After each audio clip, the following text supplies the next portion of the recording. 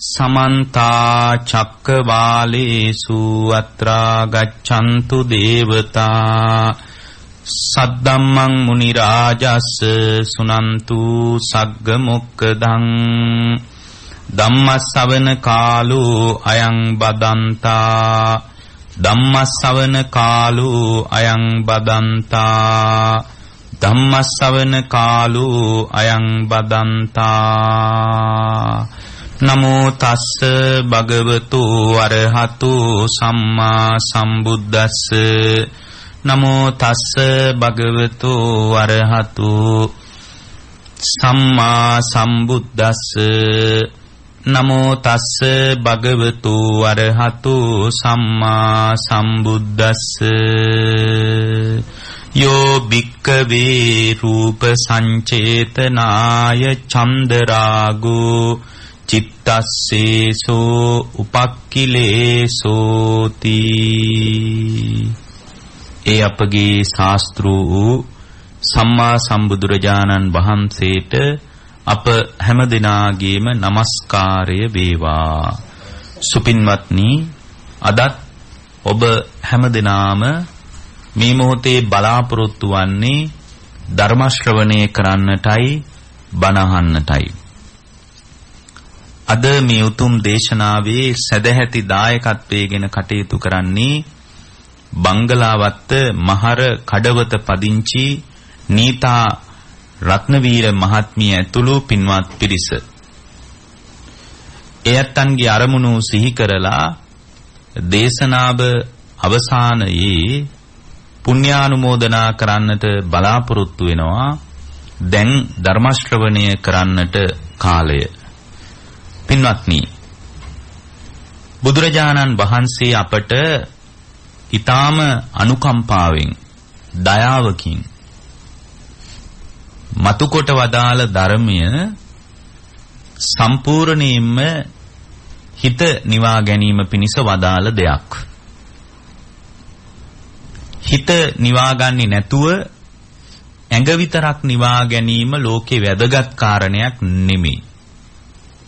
හිත නිවා ගැනීම තමයි ඇඟත් නිවා ගැනීමේ රහස. මොකද මේ රූපය සමුදය වන්නේ හිතට අනුවයි. සිතට අනුව තමයි මේ රූපය වැඩ කරන්නේ. සමහර වෙලාවට Tamanගේ හිත තුල උද්වේගය වැඩි වෙනකොට හෘද ස්පන්දනයේ පවා වැඩි වෙන්නේ ඒකයි. හිත තුල රාගය උත්සන්න වෙනකොට හෝමෝන ක්‍රියාකාරීත්වය ශරීරය තුල සිද්ධ වෙන්නේ ඒකයි. එහෙමනම් අපිට ඊටාම පැහැදිලි දෙයක් තියෙනවා. හිතට අනුව තමයි මේ රූපය විවිධාකාරයේ වෙනස්කම් වලට භාජනය වෙන්නේ. ඒකට අපි කියන්නේ චිත්ත සමුදයා රූප සමුදයෝ කියලා. හිතට අනුව රූප සමුදය වෙනවා. හොඳයි, හිතට අනුව විතරමද රූපේ හටගන්නේ? නෑ. ආහාර සමුදයා රූප සමුදය. ආහාරය අනුවත් රූපේ හට ගන්නවා. එපමණද? නෑ. කම්ම සමුදයා රූප සමුදය. කර්මයට අනුවත් රූපේ සමුදය වෙනවා. අවිජ්ජා සමුදයා රූප සමුදය. අවිද්‍යාවට අනුවත් රූපේ හට ගන්නවා. හැබැයි අපි මෙතනදී මතක තියාගන්න ඕන චිත්ත සමුදයා රූප සමුදයෝ.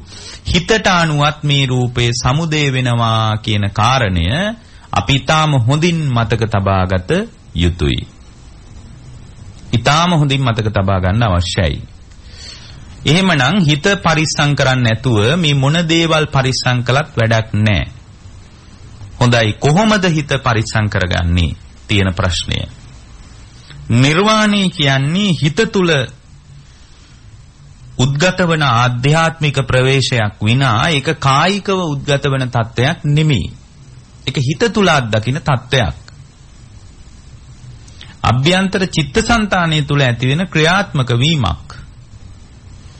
ඒක කායිකව ඇති වෙන තත්ත්වයක් නොවන බව අපි මෙතනදී මතක තබා ගන්න අවශ්‍යයි.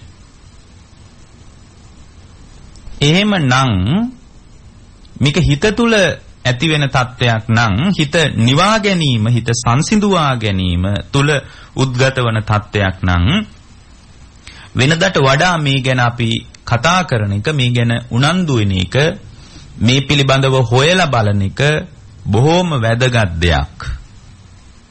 දැන් බුදුරජාණන් වහන්සේ අපට ඊටාම මනවින් පැහැදිලි කොට වදාලා, ඊටාම කරුණාවෙන් අපට භාග්‍යතුන් වහන්සේ දේශනා කොට වදාලා, මේ ජීවිතය තුලදී අවබෝධය කරා යනවා නම්, මේ ජීවිතය තුලදී අවබෝධය කරා යන ශ්‍රාවකයාට, මේ ජීවිතය තුලදී අවබෝධය කරා යන ශ්‍රාවකයාට තමන්ගේ හිත නිවා ගැනීම පිණිස වැඩපිළිවෙලක් තියෙන්න ඕන. නිවා ගන්න බැරි වෙන්න බලපාන හේතු මොනවද කියලා අපි හේතු ලයිස්තුගත කරගන්න අවශ්‍යයි.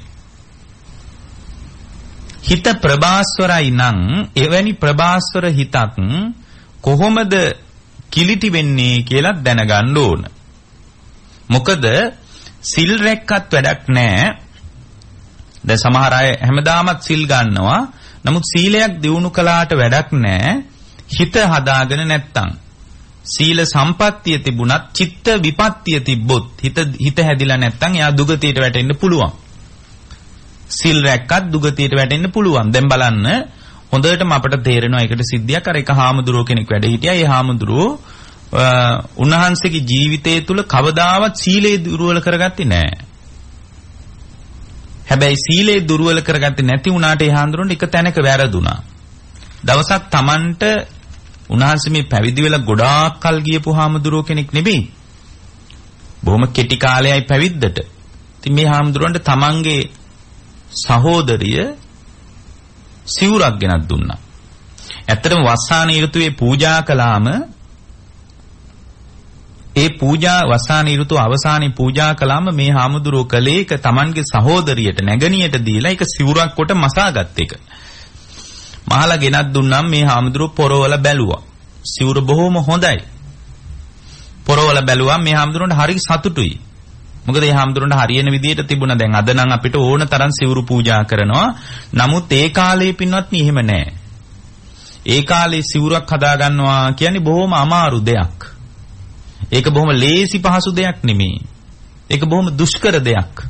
අමාරු දෙයක් සිවුරක් හදා ගන්නවා කියන එක. ඉතින් ඒ විදිහට අමාරුවෙන් තමයි කාලේ සිවුර හදාගත්තේ. දැන් සමහර වෙලාවට බුදුරජාණන් වහන්සේගෙන් පැවිද්ද ඉල්ලගෙන ආපු සමහර උදවියට උන්වහන්සේ අහලා තියෙනවා පාත්‍ර සිවුරු එහෙම තියනවද කියලා. එතකොට ස්වාමීනි පාත්‍ර සිවුරු නැහැ කියලා කිව්වහම කියලා තියෙනවා එහෙනම් ගිහින් පාත්‍ර සිවුරු අරන් එන්න කියලා. හොයාගෙන එන්න කියලා. එච්චර අමාරුයි ඒ කාලේ රෙදි එහෙම හොයාගන්න එක. ඒ නිසා තමයි භාග්‍යතුන් වහන්සේ වදාළේ මේ සොහොනි දාලා තියෙන රෙදි කඩ හරි කමක් නැහැ ගෙනල්ලා සිවුරක් කරලා මහගන්න කියලා. එතකොට අපිට එකක් තේරෙනවා.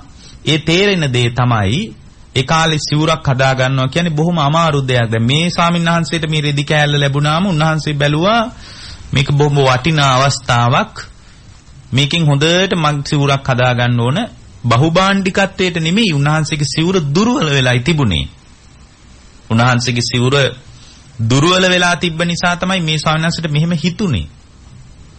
ඉතින් උන්වහන්සේගේ සිවුර දුර්වල වෙලා තිබ්බ නිසා මේ ස්වාමීන් වහන්සේ සිවුරක් කොට පිළිගන්නවා කියලා හිතාගෙන මේ සිවුර මහලා Tamanගේ සහෝදරිය ගෙනත් දුන්නාම මේ ස්වාමීන් වහන්සේ මේක පොරවලත් බලලා තියෙනවා. බොහොම ගැළපෙනවා. ඊට පස්සේ තමයි මේ ස්වාමීන් වහන්සේ මේ සිවුර පින්වත්නි එක තැනක කොට්ටයට තියලා එදා නින්දට ගියා. නින්දෙනුත් ඕක තමයි පෙනිලා තියෙන්නේ. දැන් අපිට උනත් එහෙමනේ. අපි පරිහරණය නොකරපු දෙයක් ඇඳුමක් වගේ දෙයක් ගැන නම් අද එහෙම නොවෙන්න පුළුවන්. හැබැයි අපිට බොහොම දුර්ලභව අපහසුයෙන් ලැබිච්ච දෙයක් තිබ්බොත් අපි ඒක අරගෙන බලනවා, ආයෙ තියනවා. ඕනම කෙනෙක් එහෙමයි. ඊට පස්සේ ඒක සමහරට ඒක පරිහරණය කරන දෙයක් නම් පරිහරණය කරලත් බලනවා. ගෙදරට එන ආයෙත් ඒක පෙන්නනවා. ඉතින් මේ සමහර විට අපිට ඒක හීනෙනුත් පේන්න පුළුවන් නේ. අපි ඒක කැමති දෙයක්, බොහොම කාලාන්තරයකින් ලැබිච්ච දෙයක් නම්, විශේෂ දෙයක් නම් එහෙම හිතෙන්නත් පුළුවන්. දැන් මේ ස්වාමීන් වහන්සේ මේක කොට්ටේ යටින් තියලා හෙට පොරවනවා කියලා හිතාගෙන උන්වහන්සේ සැතපුණා. මොකක් හරි හේතුවකින් එදා රාත්‍රියේ මේ ස්වාමීන් වහන්සේ අපවත් වෙලා තියෙනවා. හේතුව මොකද්ද දන්නේ? සමහර හෘදයාබාධයක් වගේ එකකින් වෙන්න ඇති. උන්වහන්සේ එහෙම අපවත් වුණාට පස්සේ පින්වත්නි බලන්න සීලේ දුර්වල කෙනෙක් නෙමෙයි. හොඳට සිල් රැකපු කෙනෙක්. සීලේ කැලල් වෙලා තිබ්බේ නැහැ. බුදුරජාණන් වහන්සේගේ බුද්ධ ශාසනයේ සද්ධාවෙන් පැවිදි වෙච්ච කෙනෙක්. එන සද්ධාවක් තිබිලා තියෙනවා. මේ ස්වාමීන් වහන්සේ අපවත් වුණු බව දැනගෙන බුදුරජාණන් වහන්සේට මතක් කළාම භාග්‍යවතුන් වහන්සේ ආශ්‍රයානුසේ ඥානින් දැක්කා, චුතූපපාත ඥානින් දැක්කා මේ භික්ෂුවගේ උපත හරි නෑ කියලා. බුදුරජාණන් වහන්සේ භික්ෂුන් වහන්සේලාට කතා කරලා කිව්වා, මහණෙනි ඔය කුටියේ දොර වහලා දාන්න කිව්වා. සාමාන්‍ය විහාරයක ස්වාමීන් වහන්සේ නමක් අපවත් වුණා. මේ විහාරයේ තියෙන දේවල් ඒ විහාරේ ඉන්න අනික් ස්වාමීන් වහන්සේලා පරිහරණයට ගන්නවා. උපස්ථාන කරපු ස්වාමීන් වහන්සේ නමක් ඉන්නවනම් උන්වහන්සේට ඒකේ අයිතියක් තියෙනවා. පොදුවේ සංඝයා පරිහරණයට ගන්න. ඒතකොට සංඝයා පරිහරණය කරනකොට ඒකෙනුත් කුසලයක් වැඩෙනවා. ඒ කුසලයත් ඒ මිය ගියපු කෙනාට අපවත් වුණු කෙනාට උදව්වක් වෙන්න පුළුවන්. ඒ නිසා මේ ඒ කාලේ ස්වාමීන් වහන්සේ නමක් අපවත් වුණාම පිළිපැදීන දේවල් තිබුණා. නමුත් බුදුරජාණන් වහන්සේ වදාලා මහණෙනි ඔන්න ඔය කුටියේ දොර වහලා දාන්න කිව්වා. ඊට පස්සේ දවස් 7කින් හමාරකින් පස්සේ බුදුරජාණන් වහන්සේ කිව්වා, මහණෙනි දැන් අර කුටිය ඇරලා ඔය ඔබට පරිහරණයට අවශ්‍ය දේවල් තියෙනවා නම් ඒව පරිහරණයට ගන්න කිව්වා. එක භික්ෂුවක් අහලා තිනවා, ස්වාමීනි භාග්‍යවතුන් වහන්සේ ඔබ වහන්සේ ඇයි මෙහෙම එකක් අපට වදාලේ? කවදාවත් ඔබ වහන්සේ මේ වගේ කතාවක් අපට පැහැදිලි කරලා නැහැ. මේ විදිහට කෙනෙක් අපවත් වුණාට පස්සේ ඒවා සංඝයාට පරිහරණය කරන්න කියනවා විනා දොර වහලා තියන්න කියලා නැහැ. ඒතර බුදුරජාණන් වහන්සේ වදාලා, පින්වත් මහණෙනි ඔය භික්ෂුවගේ ඔළුවට ආවේ එකපාරම තමන්ගේ නැගණිය මහලා ගෙනත් දුන්න සිවුර කියනවා. ඒ නැගණිය ගෙනත් දුන්නු සිවුර මානසිකාරය කරමින් තමයි හිටියේ කියනවා වැඩි කාලයක්. අන්තිමටම මරණාසන්න මොහොතේ ඕක තමයි මතක් වුණේ කියනවා. මරණාසන්න මොහොතේ ඕක මතක් වෙලා සිවුරේ කාවෙක් වෙලා දුවනවලු, මෙන්න මාසන්තක දේ පැහැර ගන්නවා කියලා. මාසන්තක දේ පැහැර ගන්නවා කියන හැඟීමකින් එහෙට මෙහෙට දුවනවා කියනවා. එතකොට අපිට පැහැදිලි වෙනවා එක්තරා දෙයක්. ඒ පැහැදිලි වෙන දේ තමයි මාසන්තක දේ පැහැර ගන්නවා කියන අදහසින් කාවෙක් වෙලා සිවුරේ දුවනවා නම් ඒ බඳු ආකාරයට සීලයක් කැලල් කරගත්තෙත් නැත්නම් ඒ භික්ෂුව ස්වාමීන් වහන්සේ නමකට එහෙම ධර්මයක් දන්නේ නැතුවත් නෙමෙයිනේ. ධර්මීකුත් දැනගෙන තමයි මේ බඳු විදියට ඒ ස්වාමීන් වහන්සේ උපන්නේ. හැබැයි බුදුරජාණන් වහන්සේ මේකට උදව්වක් විදියටයි කළේ. උන්වහන්සේ උදව්වක් විදියට මේ කාරණේ මතු කළේ. සමහරට මේක ස්වාමීන් වහන්සේලා පරිහරණයට ගත්තොත් මේ කාවෙක් වෙලා උපන් කෙනා ස්වාමීන් වහන්සේලා කෙරෙහි වෛරී සිතක් හදාගන්නේ. ඒ නිසා ඒක හරිම අවදානමක්. සංඝයා කෙරෙහි වෛරී සිතක් හදාගන්නේ අවදානමක්. ඉතින් කාවෙකුට ලොකු ආයුෂයක් නැහෙනි. තෙහෙම්ම චුත වෙනකන් සතියක් අමාරක් බුදුරජාණන් වහන්සේ වදාලා ඕවා පරිහරණයට ගන්න එපා කියලා. දැන් බලන්න සීල සම්පත්තිය තිබුණත් චිත්ත විපත්තිය තිබ්බොත් එයා දුගතියට වැටෙනවා. හිත හැදිලා නැත්තම් දුගතියට වැටෙනවා. හිත හැදිලා නැහැ කියලා කියන්නේ මේ අපි සාමාන්‍ය කතාවට කියන්නේ මේ මිනිස්සයාගේ හිත හොඳ නැහැ කියලා. අන්න ඒක නෙමෙයි මෙතන කියන්නේ. ඡන්දය, රාගය, නන්දිය, තෘෂ්ණාව ඇති නොවන විදියට හිත හදාගෙන ඉන්නවා. ඡන්දයක්, රාගයක්, නන්දියක්, තෘෂ්ණාවක් ඇති නොවන විදියට හිත හදාගෙන ඉන්න එක තමයි පින්වත්නි සිත සකස් කරගත්තා කියලා කියන්නේ. එහෙම නැතුව හරි කරුණාවන්ත විදියට අර හැමෝ එක්කම කතා බහ කරලා හැමෝටම උදව් කරගෙන ඉන්නකොට අපි ගමේ කතාවට මිනිස්සු කියනවා අනේ යාගේ හරි හොඳයිනේ හිත හොඳ මිනිස්සයා කියලා කියනවා. ඒක නෙමෙයි මෙතන කියන්නේ. ඒ හිත හොඳ මිනිස්සයා දුගතිය යන්න පුළුවන්. මිනිසුන්ගේ පොදු කතාවේ හිත හොඳ මිනිහෙක් ඉන්නවනේ. එයා දුගතිය යන්න පුළුවන්. හැබැයි ඡන්දයක්, රාගයක්, නන්දියක්, තෘෂ්ණාවක් ගලන බව දැනගෙන මේවා හිතට ගලාගෙන එන හැඟීම්. ඡන්දය කියන්නේ කැමැත්ත. දැන් බලන්න රාගය කියන්නේ ඇලීම. ඡන්ද රාගය අධ්‍යක්ීම් වලින් අයින් කරගන්න එකටම තමයි අපි නිස්සරණය කියලා කියන්නේ. මොකද බුද්ධ දේශනාව ශ්‍රාවකයාට අතවනන්නේ අඬගහන්නේ නිස්සරණයටයි. ආස්වාදයේ හැටියට තේරුම් අරගෙන. පංචකාමයන් තුල ආස්වාද ජනක භාවයක් තියෙනවා. ආස්වාදයක් නැතයි බුදුරජාණන් වහන්සේ අපට කවදාවත් පදාලේ නැහැ. මේ ලෝකයේ තුල ආස්වාද ජනක බවක් තියෙනවා. ආස්වාදයක් විතරක් නෙමෙයි ලෝකයේ තියෙන්නේ. ලෝකයේ පින්වත්නි ආස්වාදයක් විතරක් තියෙනවා නම් අපිට මේ ලෝකෙ වින්දනය කරගෙන ඉන්න පුළුවන්. කිසිම අවුලක් ගැටලුවක් ප්‍රශ්නයක් නැහැ. ලෝකේ ආස්වාද ජනක නම් ආස්වාදේ වින්දනය කරගෙන අපිට බොහොම සතුටෙන් සැහැල්ලුවෙන් ඉන්න පුළුවන්. නමුත් ලෝකේ ආස්වාදේ විතරක්ද තියෙන්නේ? නෑ පින්වත්නි. ලෝකේ ආදීනවයකුත් තියෙනවා. ආදීනවේ කියන්නේ මේ ආස්වාදේ ගෙනත් දුන්නු ලෝකෙම අනිත්‍ය වෙලා යනවා. විපරිණාමයටපත් වෙනවා. වෙනත් ස්වභාවයකටපත් වෙනවා. ආස්වාදේ ගෙනත් දුන්නු ලෝකය. ඒක අභ්‍යන්තර ලෝකයටත් සාධාරණයි. අභ්‍යන්තර ලෝකය කියන්නේ රූප, වේදනා, සංඥා, සංකාර, විඥාන මේවත් නිරන්තරයෙන් ඇති වෙමින් නැති වෙමින් යනවා. ඒක බාහිර ලෝකයටත් සාධාරණයි. මොකක්ද බාහිර ලෝකය කියන්නේ? පෘථුවි, ග්‍රහ ලෝක, තාරකා මේවා නෙමේ බාහිර ලෝකය.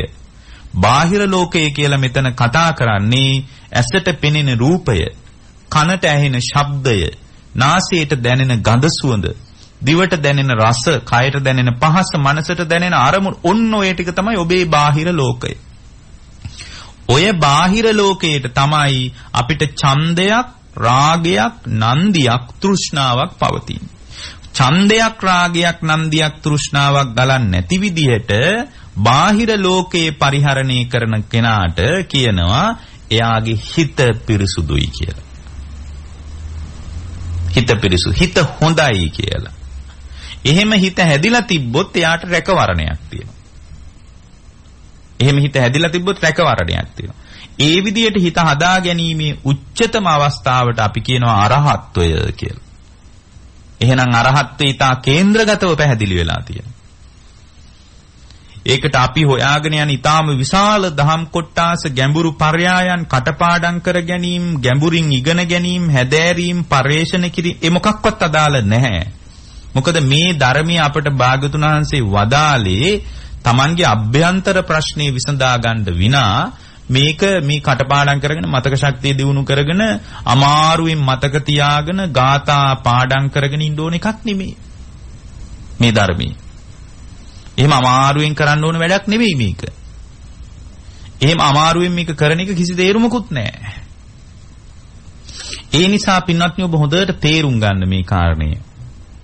ඔබ තේරුම් ගත යුතු දේ තමයි බුදුරජාණන් වහන්සේ අපට ඊටාම මැනවින් අනුකම්පාවෙන් අපට පැහැදිලි කොට වදාලා මේ සිත තුළ උපක්ලේශ ගලන්නේ කොහොමද කියලා. දැන් මොකද උපක්ලේශ ගලන එකයි ගැටලුව.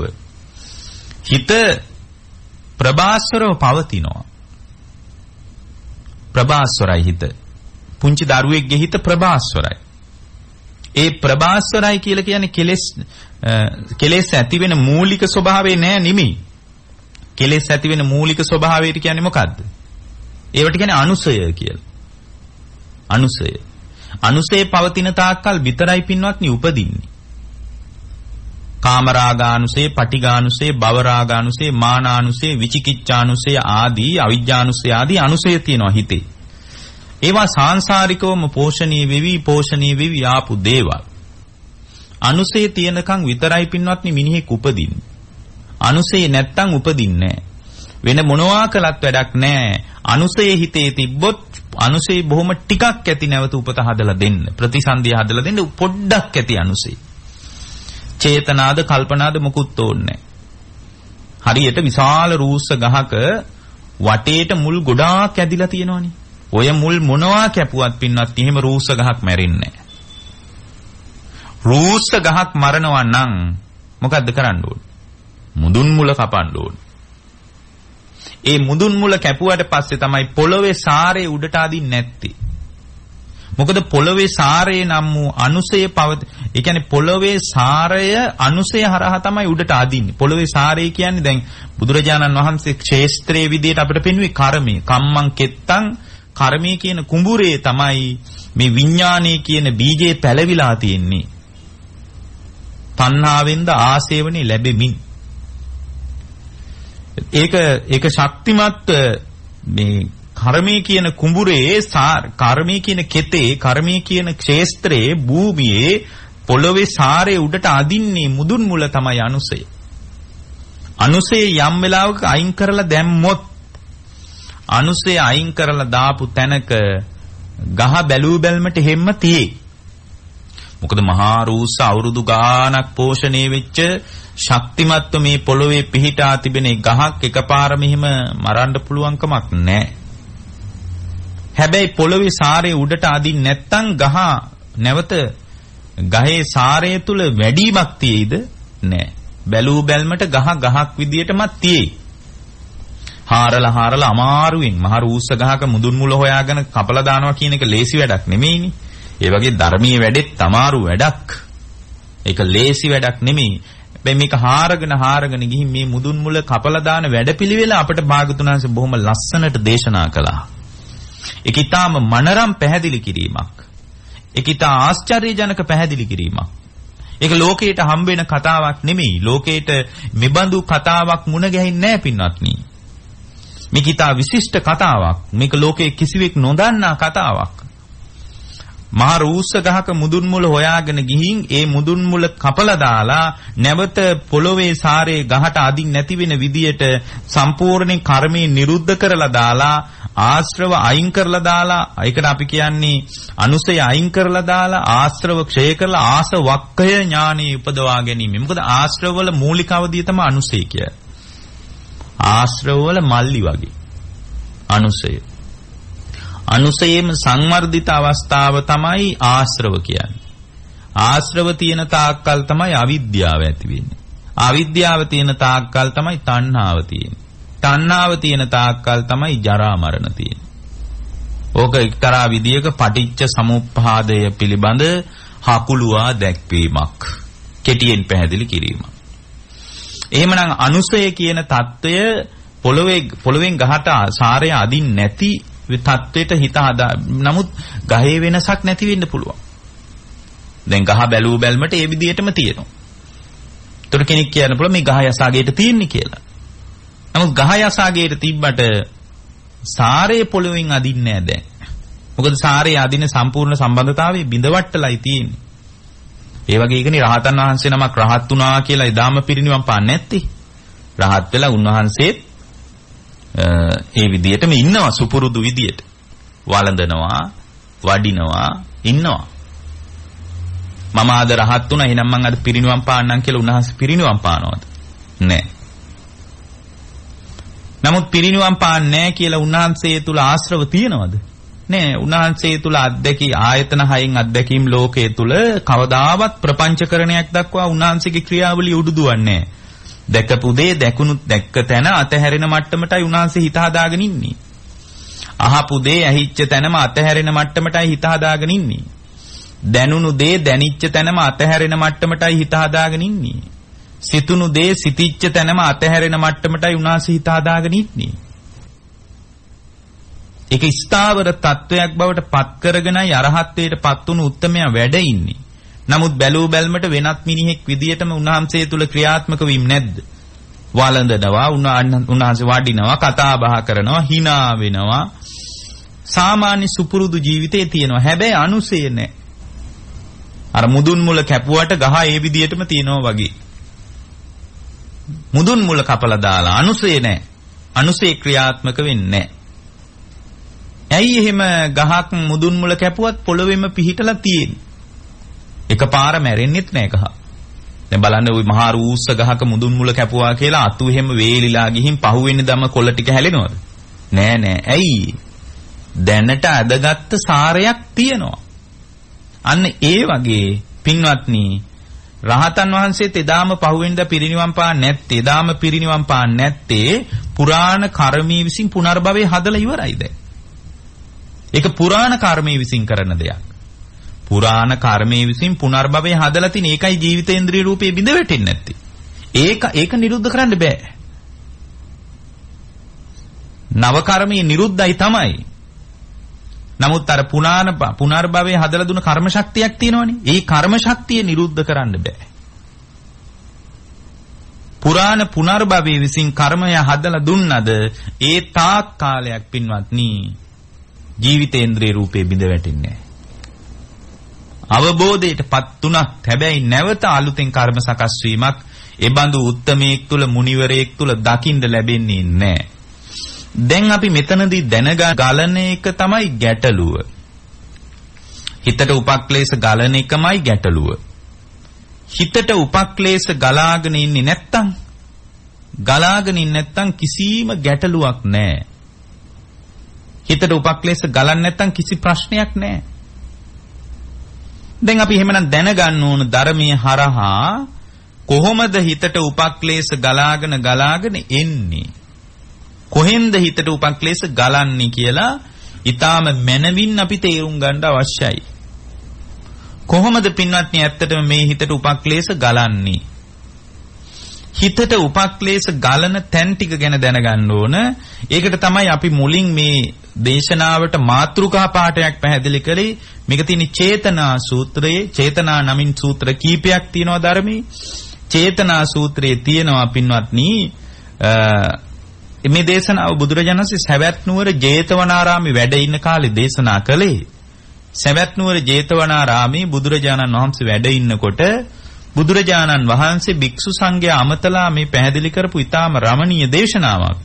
මේක තියෙනවා යෝ භික්කවේ රූප සංචේතනාය චන්දරාගෝ චිත්තස්සෝ උපක්ඛිලේසෝ.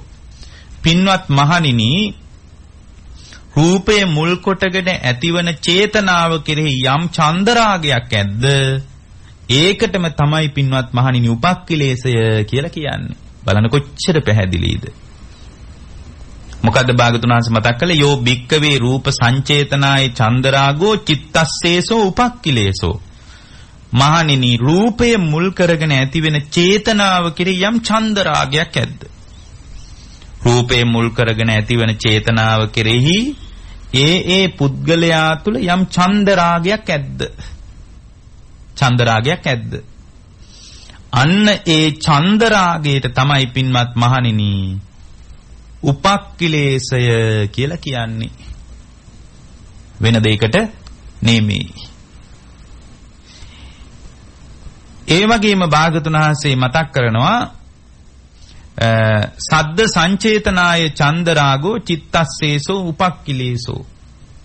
යම් වෙලාවක පින්වත් මහණෙනි ශබ්දය මුල් කරගෙන ශබ්දය හරහා ඇතිවෙන යම් කිසි චේතනාවක් ඇද්ද ඒක තමයි චන්දරාගය.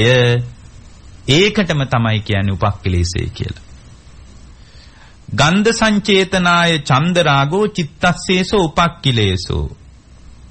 භාග්‍යවතුන් වහන්සේ මතක් කරනවා ගන්ධ සුවඳ මුල් කරගෙන ඇතිවෙන යම් චේතනාවක් කෙරෙහි යම් චන්දරාගයක් ඇද්ද චන්දරාගයට තමයි උපක්ඛිලේශය කියලා කියන්නේ.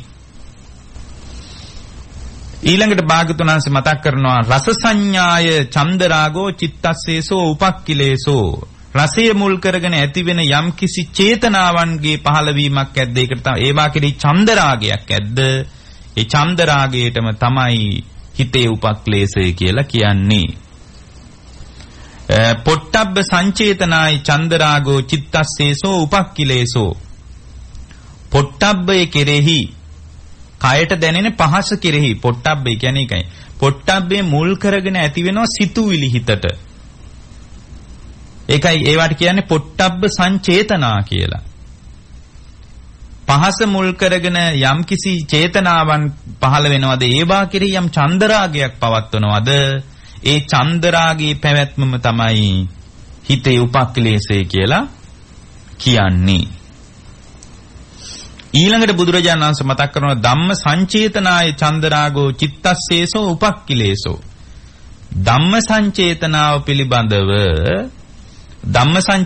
පිළිබඳව යම්කිසි චන්දරාගයක් තියෙනවා. ධම්ම සංචේතනාව කියන්නේ අපි කල්පනා කර ඉන්නකොටම ඒවා මුල් කරගෙනම හිතට සිතුවිලි ගලනවා. දැන් ඉතින් බලන්න ඔය මෙතනින් තමයි වැඩියෙන්ම සිතුවිලි ගලන්නේ. රූප නොදැක්කත්, ශබ්ද නොඇහුවත් හොඳට පරණ ඒවා කල්පනා කරන්න පුළුවන්. මොකද වර්තමාන රූපේ විතරයි ඇහැට අහුවෙන්නේ. ඇහැට අහුවෙන්නේ වර්තමාන රූපේ විතරයි. එහෙනම් ඇහි සීමාව හරිම පටුයිද නැද්ද? පටුයි. කනට ඇහුවෙන්නේ වර්තමානයේ මේ වෙලාවේ ඇහෙන ශබ්දේ විතරයි. නාසයට දැනෙන්නේ මේ වෙලාවේ ගඳ සුවඳ විතරයි. දිවට දැනෙන්නේ දැන් ගන්න රසය විතරයි. කයට දැනෙන්නේ මේ වෙලාවේ ඇඟට දැනෙන පහස විතරයි. හැබැයි වර්තමානයේ රූප, ශබ්ද, ගන්ධ, රස, පොට්ටබ්බ විතරමද උපක්ලේශයට හේතු වෙන්නේ නැහැ. අතීතයේ දැකපු රූපත් නැවත නැවත කල්පනා කරලා ඒව හරහා චේතනා පහල කරගෙන සිතුවිලි ගලාගෙන ඇවිල්ලා හිත දූෂණීය වෙලා උපක්ලේශ ගලන්න බැරිද? පුළුවන්. අනාගතයට නොලැබිච්ච රූප ගැන නොදැක්ක රූප දකින අදහසින් කල්පනා කර රාග ద్వේෂ මොහ අවශ්‍ය ගන්න බැරිද? පුළුවන්. ඒවා අහුවෙන්නේ කොහෙටද? වර්තමාන රූපේ විතරයි ඇහැට අහුවෙන්නේ. එහෙනම් අතීත රූපයේද අනාගත රූපයේද එක තමයි අපිට රූපේ කතා කරන්න වෙන්නේ. අතීත අනාගත රූපයත් එක්ක තමයි වර්තමාන රූපයත් කතා කරන්න වෙන්නේ. නමුත් ඇහැට අතීත රූපේ අහුවෙන්නේ නැහැ. ඊයේ දැකපු රූප ඇහැට අහුවෙන්නේ නැහැ. ඇහැට අහුවෙන්නේ මේ වෙලාවේ ඇස ඉදිරියට එන රූපේ විතරයි. එහෙනම් ඊයේ දැකපු රූපේ කොහෙටද අහුවෙන්නේ? සිතට. ඊයේ දැකපු රූපේ ඇති වෙන්නේ මනෝ සම්පස්සේට, චක්කු සම්පස්සේට නෙමෙයි. එහෙමනම් මේ මනෝ ධම්ම මනස හරහා සිතුවිලි ගලන එක තරම් ප්‍රබල දෙයක් තවත් නැහැ. ඒකයි භාගතුන් වහන්සේ උන්නාබ බ්‍රාහ්මණයාට කියන්නේ උන්නාබ අහනවනේ එකිනෙකට වෙනස් ගෝචර තියෙන පංචේන්ද්‍රයන්ට පිළිසරණ මොකක්ද කියලා ඔබ වහන්සේ කියන්න කියලා. එතකොට බුදුරජාණන් වහන්සේ වදාරනවා උන්නාබ එකිනෙකට වෙනස් ගෝචර තියෙන පංචේන්ද්‍රයන්ට පිළිසරණ තමයි මනස කියනවා. මනස මොකද එකිනෙකට වෙනස් ගෝචර තියෙන. ඒ කියන්නේ ඇස රූපයට පිළිසරණයි, ඇස පිළිසරණයි කියලා හිතුවට ඇස රූපයට පිළිසරණත් නැහැ, රූපය ඇසට පිළිසරණත් නැහැ. ඔක්කොටම පිළිසරණ මනසයි පින්වත්නි. හැබැයි මනසටත් පිළිසරණ සතිය. සතිපටිසරණ. මොකද සිහිය නැති වුණොත් එහෙම මනසත් නන්නත්තර වෙලා යනවා, මනසටත් පිළිසරණ නැති වෙලා යනවා. ඒ නිසා මනසට පිළිසරණ සතියයි. ඒ නිසා සති සම්පජඤ්ඤේ පැවැත්වීම තරම් ලෝකේ සුන්දර දෙයක් තවත් නැහැ පින්වත්නි. සති සම්පජඤ්ඤේ පැවැත්වීම තරම් ලෝකේ අසහාය දෙයක් තවත් නැහැ. ඒක සීලයක් දිනු කිරීමේ ඉලක්කයත් සම්පූර්ණ වෙන තැනක්. මොකද සති සම්පජඤ්ඤේ පිරිහුණාට පස්සේ සීලයකටත් පිළිසරණක් නැහැ. අපි මේ පොයට සිල් අරගෙන හිටියට සති සම්පජඤ්ඤේ තරම් ඒක ප්‍රබල නැහැ. මොකද සීලයටත් පිළිසරණ සතියයි. භාග්‍යතුන් වහන්සේ මතක් කරනවා මහණෙනි මේ සතිය පිළිසරණ කරගන්න කෙනා යෝනිසෝ මනසිකාරයෙන් තල්ලුව ගන්න ඕන කියනවා. නුවණින් විමස බලන්න ඕන සිහිය පවත්වන තැන සිහිය පැවැත්වීම පිළිසරණ කරගෙන තමයි ඉන්ද්‍රිය සංවරය රැකෙන්නේ. සතිපටිසරණ නැති වෙච්ච තැනක ඉන්ද්‍රිය සංවරය විනාශයි. ඉන්ද්‍රියන්ට එකිනෙකට වෙනස් ගෝචර ඉන්ද්‍රියන්ට පිළිසරණක් නැහැ. ඉන්ද්‍රිය පිළිසරණ බිඳිච්ච තැනක සීලේ හමාරයි. සීලයට පිළිසරණක් නැහැ. සීලය හමාර වෙච්ච තැනක පින්වත්නි එයාගේ ජීවිතේ නිරතුරු ආයතන හරහා ගලන්නේ කාම ඡන්දයයි, ව්‍යාපාදයයි, තීන මිද්දයයි, උද්ධච්ච කුක්කුච්චයයි, විචිකිච්ඡාවයි. මෙන්න මේ පංච නීවරණේ වැඩුණොත් පංච නීවරණේම ආහාරය කරගෙනයි, පංච නීවරණේම ප්‍රත්‍ය කරගෙන ආහාරය කරගෙන තමයි අවිද්‍යාව මෝරන්නේ. අවිද්‍යාවෙන් පටන් ගත්තට පටිච්ච සමුප්පාදේ අවිද්‍යාපච්චය සංඛාරා කියලා අවිද්‍යාව හිතට ගලන්නේ පින්වත්නි මෙතනින්මයි. අවිද්‍යාව හිතට ගලන්නේ නීවරණ ඇති වෙන තාක්කල්. නීවරණ ඇති වෙන්නේ සීලේ පිරිහිච්ච තාක්කල්. සීලේ පිරිහින්නේ ඉන්ද්‍රිය සංවරයෙන් නැති වෙච්ච තාක්කල්. ඉන්ද්‍රිය සංවරයෙන් නැති වෙන්නේ සති සම්පජඤ්ඤේ නැති වෙච්ච තාක්කල්. සති සම්පජඤ්ඤේ නැති වෙන්නේ ඒ තැන නුවණින් විමසා බලන්න බැරි වෙච්ච තැනකයි.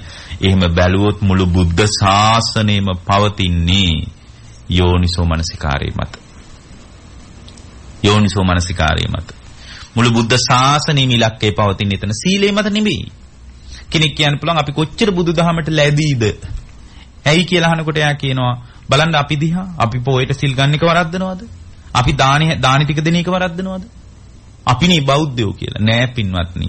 යෝනිසෝ මනසිකාරයේ නැත්තම් බෞද්ධකමේ ඉලක්කය සම්පූර්ණ වෙන්නේ නෑ.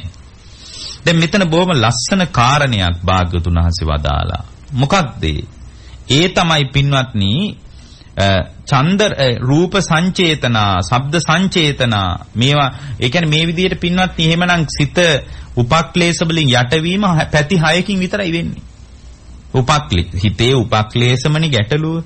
උපක්ලේශ වලින් නිදහස් වෙලා සදාකාලිකවම නිදහස් වීමට නිවන කියනවා. උපක්ලේශ ගලන තැනක් දැන් පැහැදිලි. මොකක්ද?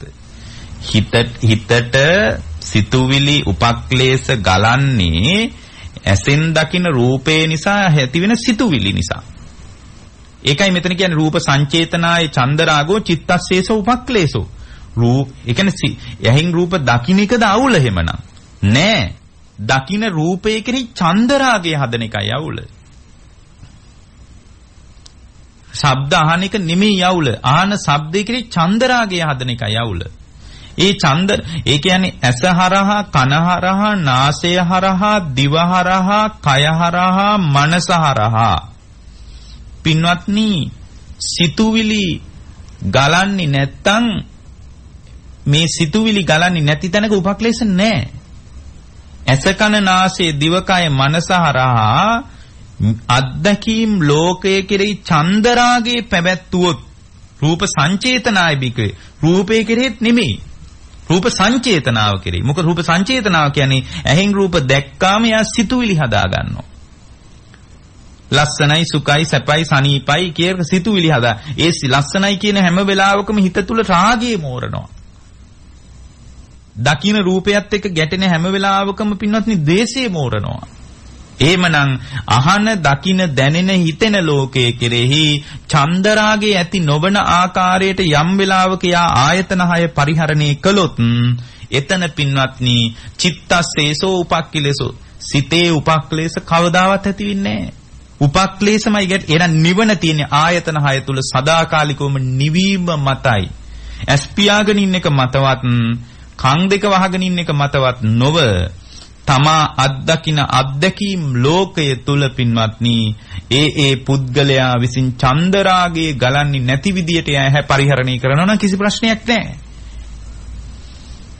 එතකොට එහෙමනම් උපක්ලේශ කියලා කියන්නේ ඇසහරා සිතුවිලි ගලන එක. එතකොට මෙතන ලස්සන කාරණයක් පැහැදිලි කරනවා. මොකක්ද දන්නවද? යතෝකෝ බික්කවේ බික්කුනෝ මේ විදියට කියාගෙන ගිහින් කියනවා කම්මනීයං කායති අභිඤ්ඤා සච්චිකරණීයේසු ධම්මේසුති. දේශනාව විවර වෙන්නේ එතනින්. උන්වහන්සේ කියනවා සිතේ අරමුණු මුල් කරගෙන චේතනාව කෙරෙහි යම් චන්දරාගයක් තියෙනවා නම් මේවා උපක්ලේශ.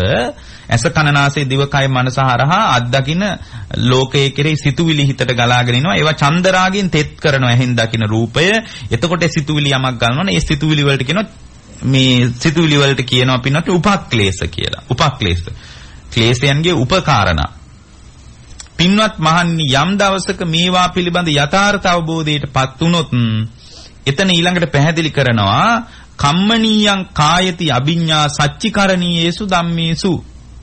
අවබෝධඥානී සාක්ෂාත් කළ යුතු චතුරාර්ය සත්‍ය ධර්මයේ විශේෂ ඉතා හොඳින් ක්‍රියාත්මක වෙනවා කියලා. එහෙනම් මෙතන චතුරාර්ය සත්‍ය අවබෝධය ඇති කරගන්න අවශ්‍ය දෙයක්. කොහොමද? දුක දැනගන්නවා. මොකක්ද දුක? දුක කියන්නේ සිතුවිලි ගලන එකමයි. මෙතනින් පේනවා. හිතට ඇහෙන් රූප දැක්කාම සිතුවිලි ගලාගෙන එන එකමයි දුක. ඇයි උපක්ලේශ ඇති වෙන තාක්කල් නිපදින්නේ? උපදින්න හේතුව දුක. උපදින තාක්කල් දුක් විඳින්න වෙනවා. එහෙනම් මේ උපක්ලේශ හිතට ගලන එකමයි දුක. බලන්න මේක අස්සේ චතුරාර්ය සත්‍ය දකින්න ඕන. උපක්ලේශ ගලාගෙන එනවා නම් උපක්ලේශ ගලාගෙන එන තාක්කල් දුක පවතිනවා. එහෙනම් චන්දරාගයෙන් මේ තමා තුළ ඇති වෙන රූප සංචේතනාව කෙරේ රූපේ නිසා ගලන සිතුවිලි කෙරේ චන්දරාගයක් තිබ්බොත් ඒ චන්දරාගයේ තියෙන තාක්කල් ඒකට උපක්ලේශය කියනවා. එහෙනම් සිතුවිලි හිතට ගලන එකමයි දුක. සිතුවිලි ගලාගෙන එන එකමයි දුක. චන්දරාගයේ පවතින තාක්කල් ඉපදින්න වෙනවනේ. එතකොට එහෙමනම් දුකට හේතුව මොකද්ද? මොකද්ද මේ දුකට හේතුව? රූප සංචේතනාව නම් දුකට හේතුව. රූපේ නිසා සිතුවිලි ගලන එක නම් රූප සංචේතනාවට හේතුව මොකද්ද? ස්පර්ශය. ඇහෙන් රූපයක් දැක්කේ නැත්නම් පින්වත්නි කවදාවත් සිතුවිලි ගලයිද? නොදකපු රූපයක් නිසා ඔබට රාගයක් ගලලා තියෙනවද කවදාවත්? නොඅහපු දෙයක් නිසා, නොදැනුණු දෙයක් නිසා, නොසිතුණු දෙයක් නිසා ඔබට කවදාවත් සිතුවිලි ගලලා තියෙනවද? නෑ. එහෙමනම් ඒ තැන ස්පර්ශයමයි මේකට හේතුව. එහෙනම් රූප සංචේතනාවට හේතුව මොකද්ද? දැන් චතුරාර්ය සත්‍ය දකින්න මේකේ. ස්පර්ශයමයි හේතුව. ස්පර්ශය කියන්නේ මොකද්ද? චක්කුංච පටිච්චාවසෝ රූපේච උප්පජ්ජති චක්කු විඥානං තින්නම් සංගති පස්සෝ. ඇසද රූපේද ඇහි විඥානේද තුනේ එකතුව ස්පර්ශයයි. එහෙනම් ඇහැයි රූපයයි ඇහි විඥානයයි තුන එකතු වෙච්ච නිසා නේද රූප දකින්න මට්ටම ආවේ. ඒ දකින්න රූපේ කෙරෙහි දැකපු රූපේ කෙරෙහි නේද පින්වත්නි ඒ දැකපු රූපේ නිසා නේද යාගේ හිතට සිතුවිලි ගලාගෙන ආවේ. එහෙමනම් මේ රූප සංචේතනාවට හේතුව මොකද්ද? ස්පර්ශයමයි. ස්පර්ශේ නිරුද්ධ නම් කවදාවත් පින්වත්නි රූප සංචේතනාවක් පවතින්නේ නැහැ. රූපේ නිසා සිතුවිලි ගලන්නේ නැහැ. සිතුවිලි ගලන්නේ නැත්නම් කොහෙද ඡන්ද රාගයක් උපදින්නේ? ගලන සිතුවිලි වලටනි ඡන්ද රාගය උපදින්නේ. එහෙනම් දුකේ නිරෝධයක් දකින්නවා. ස්පර්ශේ නිරුද්ධ වෙනකොට රූප සංචේතනාව නිරුද්ධයි. මේක ආයතන 6ටම බලන්න ඕන.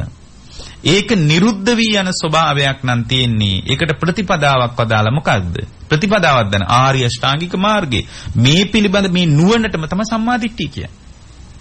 මොකක්ද සම්මාදිට්ඨිය කියන්නේ? සම්මාදිට්ඨිය කියන්නේ රූප සංචේතනාවක රූපේ නිසා සිතුවිලි ගලන එකමයි දුක.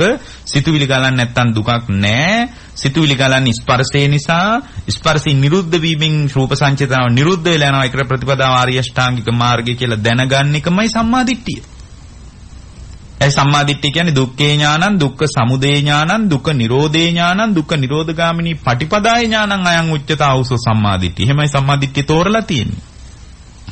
සිතුවිලි ගලන එකමයි දුක. මේ කතාව තේරුම් ගත්ත එක තමයි සම්මාදිට්ඨිය. මේ සම්මාදිට්ඨියට එනකොට ආර්ය අෂ්ටාංගික මාර්ගය අත්පොත් තියලා හමාරයි. මේක දැන ගැනීම තුලම සුතමේ ඥානෙ ඔස්සේ යම් සම්මාදිට්ඨියක් ඉපදිලා තියෙනවා. ඒක ඉතින් දියුණු කරගෙන ඉදිරියට ප්‍රත්‍යවේක්ෂණා සම්මාදිට්ඨියක් දක්වා දියුණු කර ගැනීම තම තමන්ටයි බාර. ඒක තම තමා විසින් කරගන්න ඕන දෙයක්. එබඳු ආකාරයෙන් තමන්ගේ හිත පවත්වා ගනිමින් දුක නිමා කර ගැනීම පිණිස මේ උතුම් බුද්ධ දේශනා උපකාර වේවා කියලා අපි දේශනාව නිමා කරනවා. පින්වත්නි, අද දේශනාවේ දායකත්වයේ බංගලාවත්ත මහර කඩවත පදිංචි නීතා රත්නවීර මහත්මිය විසින් දායකත්වයේ දරලා තියෙනවා. එතුමිය ඇතුළු මේ මැදිරි පරිශ්‍රවයට එකතුණු හැමදෙනාටම අපි ආශිර්වාද කරනවා. නිදුක් වේවා, නිරෝගී වේවා, සුවපත් වේවා. දීර්ඝායුෂ සම්පන්නිය සැලසේවා. ඊටාම ඉක්මනින් ධර්මාවබෝධයේ පිණිස මේ කුසලානිසංසයන් බලවත් වේවා කියලා අපි අදිෂ්ඨාන කරනවා. මේ දේශනාව පැවැත්වීමේ ආරමුණ විදියට නීතා රත්නවීර මහත්මිය බලාපොරොත්තු වෙනවා පසුගිය වසරේ ඔක්තෝබර් මාසයේ 6 වෙනි දිනට යෙදුණු ජන්මදිනයේ නිමිති කොටගෙන මේ උතුම් ධර්ම දාණයට සම්බන්ධ වෙනවා. මේ සංසාර ගමනේ ඊටාම ඉක්මනින් මේ ගමන නිමා කොට උතුම් චතුරාර්ය සත්‍ය අවබෝධ කරගෙන මේ ගෞතම බුද්ධ ශාසනයම වහවහ නිවන් පූර්ණී කරගන්න මේ දේශනාමය කුසල් බලවත් වේවා කියන අරමුණ ඇති කරගෙන තියෙනවා. පින් පැමිණවීමට බලාපොරොත්තු වෙනවා. මීට වසර 110කට පෙර අද වැනි දිනක උපත ලබා මීට අවුරුදු 61කට පෙර වියෝ වුණ තමන්ගේ දයාබරණීය පියතුමන් වන ජේමිස් රත්නවීර මහත්මයාටත් වසර 26කට පෙර මිය පරලෝකීය මෑණියන්ටත් ලයනල් රත්නවීර ආර්යසේන රත්නවීර කියන සහෝදරයන්ටත් ගුණවතී රූපා කාන්ති යන සහෝදරියන්ටත් පවුලට සම්බන්ධව මිය පරලෝ යන්නට යෙදුන අනිකුත් සියලු ඥාතීන්ටත් කේ.ඒ. සිරිසේන මාතුපාලි රත්නවීර යන දෙපළටත් මව්පිය දෙපාර්ශවයේම මිය පරලෝකීය සියලු ඥාති මිත්‍රාදීන්ට අනුමෝදනා කරන්න බලාපොරොත්තු වෙනවා. නීතා රත්නවීර මහත්මියගේ නමින් මියගිය සියලුම ඥාතීන්ගේ භවගාමී සසර සුවපත් වේවා. ආයති භවයේ සුවපත් වේවා. සංසාර දුක් ගෙවා ලබන උතුම් අමා නිවන් පිණිසම මේ දේශනාමේ කුසල් හේතු වාසනා වේවා කියලා අපි ආශිර්වාද අදිෂ්ඨාන කරනවා. ආශිර්වාද සෙත් ප්‍රාර්ථනා කරන්න බලාපොරොත්තු වෙනවා. මාර්තු මාසයේ 3 වෙනි දින ජන්මදිනයේ සැමරූ රවින් නබරත්න පුතාටත් යෙදුණු රත්න මුණුබුරාටත් එම උපන් දිනේ යෙදී තිබෙන දියණිය තාරකාටත් බෑන රිචඩ් මහත්මයාටත් ආශිර්වාද එකතු කරලා තියෙනවා. එංග දිල්හාන් ඉසුම් හංසන යන ඥාති දරුවන්ටත් සඳනී නවරත්න සිදත් ජයසිරි වරුණී හෙට්ටිමුල්ල යන දරුවන්ටත් අවිස් ජයසිරි චාල්ස් බූත් යන මුණුබුරන්ටත් සියලු දෙනාටත් නිදුක් නිරෝගී සුවපත් භාවයේ දිගාසිරි සම්පත් ප්‍රාර්ථනා කරලා තිබෙනවා. ඊටාම උවමනාවෙන් මේ දේශනාවට සම්බන්ධ වීමෙන් නීතා රත්නවීර මහත්මිය ප්‍රදාන පවුලේ අනිකුත් දරුමුණුබුරන්ට ඥාතිවරුන්ට හැම දිනාටම ඊටාම ඉක්මනින් මේ ගෞතම බුද්ධ ශාසනයේදීම ධර්මාවබෝධයේ පිණිස මේ දේශනාමේ කුසල් හේතු වාසනා වේවා කියලා අදිෂ්ඨාන කරලා තියෙනවා. ඒත් සමගම සුජීවත්ව සිටින ස්වාමි පුරුෂයාටත් සහෝදර සහෝදරියන්ටත් ඒ අයගේ දරුමුණුබුරන් හැම දිනාටමත් ආශිර්වාද කරලා තියෙනවා. විශේෂයෙන්ම තමන්ගේ දුක සැප හොයා බලන බන්දුල ජයසිරි සහෝදරයාටත් අනුලා සහෝදරියටත් පැමිණි සියලු දෙනාටත් සමනලී දියණියටත් ඇයගේ පවුලේ සියලුම දෙනාටත් ආශිර්වාද කරලා තියෙනවා. දේශකයන් වහන්සේ වෙච්ච අපටත් ආශිර්වාද කරලා තියෙනවා. අපගේ දෙමව්පියන්ටත් ඊටාම ශ්‍රද්ධාවෙන් ඒත් ආශිර්වාද එකතු කරලා තියෙනවා.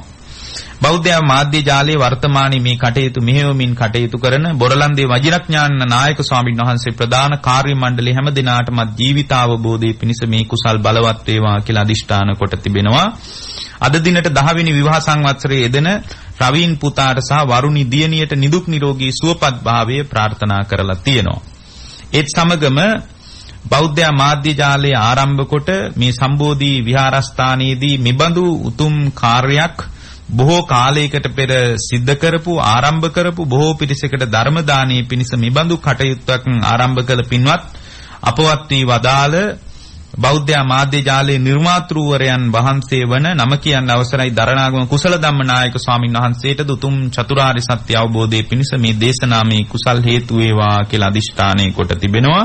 සතරවරන් රජදරුවන් සක්දෙවිඳුන් ප්‍රදාන සියලු දිව්‍ය රාජ මණ්ඩලවලටත් බ්‍රහ්ම රාජ මණ්ඩලවලටත් අවීචියේ පටන් බවාග්‍රේ දක්වා විහිදී පැතිරී පවතින පෙනෙන නොපෙනෙන හැම දිනාටමත් මේ කුසල් නිවන් දොරටුවක්ම වේවා කියන අදිෂ්ඨානෙන් අනුමෝදනා එකතු කරනවා. ආකාසට්ඨා ච බුම්මට්ටා දේවා නාග මහිද්దికා පුඤ්ඤන්තං අනුමෝදිත්වා චිරං රක්칸තු ලෝක සාසනං. ආකාසට්ඨා ච බුම්මට්ටා දේවා නාග මහිද්దికා පුඤ්ඤන්තං අනුමෝදිත්වා චිරං රක්칸තු දේශනං. ආකාසට්ඨා ච බුම්මට්ටා දේවා නාග මහිද්దికා පුඤ්ඤන්තං අනුමෝදිත්වා චිරං රක්칸තු මං පරන්ති.